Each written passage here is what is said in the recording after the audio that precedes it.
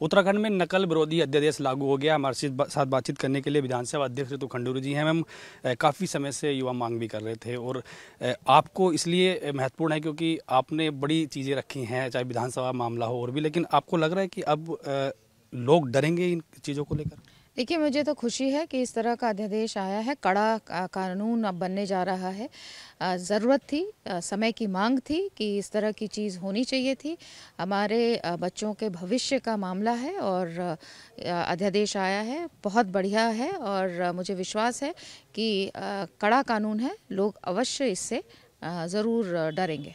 जिस तरह से कल पथराव की स्थिति और युवाओं पर लाठीचार्ज की स्थिति आई है, तो आपको लगा कि थोड़ा धैर्य युवाओं को रखना चाहिए था, या फिर जो पिछली परीक्षाएं हुई हैं उनमें कहीं ना कहीं उसको लेकर युवाओं में आक्रोश था?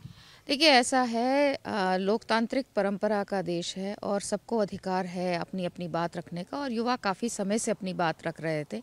लेकिन मुझे लगता है कि कल कुछ ऐसे एलिमेंट्स उस प्रदर्शन में घुस आए जिन्होंने उसको हाईजैक करने का प्रयास किया।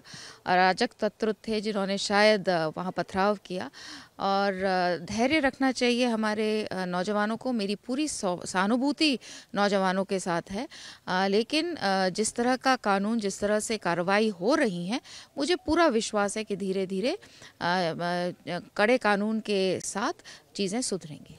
आपको ये लगा मैम कि पिछले दौरान जो परीक्षाएं हुई थी उनमें युवाओं के साथ धोखा हुआ था, या उन कहीं ना कहीं कुछ गड़बड़ियां रही बड़ी? देखिए, गड़बड़ी तो रही ही, तभी तो ये चीज़ें बाहर निकल कर आई, और बाहर निकल के आई। बहुत अच्छा है कि बाहर निकल के आई, ताकि अब जो गड़बड़ियां हो रही थी, जो दिक्कतें परीक्षाओं में या नियुक्तियों में आ रही थी, उनको अब सुधारा जा रहा है। उनको एक बार खुली हवा में जब चीज़ आ गई है तो उन चीज़ों को हम कैसे सुधारेंगे, उनको कैसे ठीक ठाक करेंगे, इसकी शुरुआत हो गई है। तो अच्छी बात है कि बाहर निकला है, तो अब उसकी चीज़ें बदलेंगी भी। विधानसभा सत्र को लेकर हम किस कंडीशन में है, कितनी तैयारी हमारी हो गई है, कब से शुरू हो रहा है, कुछ इस तरह की जानकारी? देखिए, अभी कब से शुरू हो रहा है इसकी जानकारी मुझे अभी नहीं है आधिकारिक तौर पर, लेकिन हम तैयार हैं। बजट सत्र होना है, गवर्नर साहब का महामहिम का अभिभाषण होना है, तो हम पूरी तरह से तैयार हैं। और जहाँ तक सचिवालय का मामला है, विधानसभा का, हम हमेशा तैयार रहते हैं, मुस्तैद रहते हैं। तारीखें हमें जैसे ही पता चलेंगी हम करने। शहर में ही हो रहा है इस बार आप लोगों ने भी सुना होगा, संसदीय कार्य मंत्री जी ने सदन में कहा है कि अगला सत्र है जो गैरसैंण में होगा, तो निश्चित तौर पर गैरसैंण पे। आपने गैरसैंण को स्थायी राजधानी को लेकर ही बात कही थी कि सरकार उस दिशा में बढ़ रही है, तो क्या राजधानी बननी चाहिए गैरसैंण? देखिए, ऐसा है कि ग्रीष्मकालीन राजधानी अभी बनी है। हम उत्तराखंड का हर एक व्यक्ति चाहता है कि गैरसैंण की तरफ हम लोग बढ़ें और एक स्थायी राजधानी की तरफ बढ़ें, और मुझे लगता है धीरे धीरे इस तरफ हम लोग आगे बढ़ रहे हैं। तो क्या लग रहा है आपको कि जनभावनाओं के प्रति सरकार स्थायी राजधानी गैरसैंण को बनाएगी? देखिए, अभी इसको मेरा कहना मुश्किल है, मैं सरकार में नहीं हूँ, तो मैं इस बात को नहीं कह सकती हूँ, लेकिन जो जनभावना है वो तो है ही। व्यक्तिगत क्या भावना है आपकी, व्यक्तिगत तौर पर? पहाड़ के लोग हैं, उत्तराखंड पहाड़ी हूँ, पहाड़ की हूँ, तो जो जनभावना है उसके साथ मैं भी खड़ी हूँ। आप चाह रही हैं कि गैरसैंण स्थायी राजधानी बने? देखिए, बार बार आप मुझे कह के ये मुझसे आप नहीं कहवा सकते हैं कि मैं क्या चाह रही हूँ, नहीं चाह रही हूँ।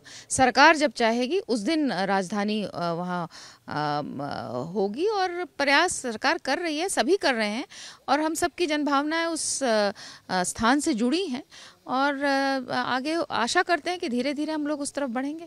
धन्यवाद एबीपी गंगा के साथ बातचीत करने के लिए। आप थी विधानसभा अध्यक्ष ऋतु खंडूरी जी, जिन्होंने साफ कहा है कि प्रदेश में नकल विरोधी अध्यादेश ला दिया गया है। अब आगामी परीक्षाओं में पूरी तरह से पारदर्शिता रहेगी। इसके साथ ही उन्होंने गैरसैंण को लेकर बड़ी बात कही कि जनभावनाओं के प्रति ये मुद्दा रहा है, तो गैरसैंण को सरकार स्थायी राजधानी की ओर बढ़ रही है। देहरादून से अपने सहयोगी निशांत चौहान के साथ पंकज राणा, एबीपी गंगा।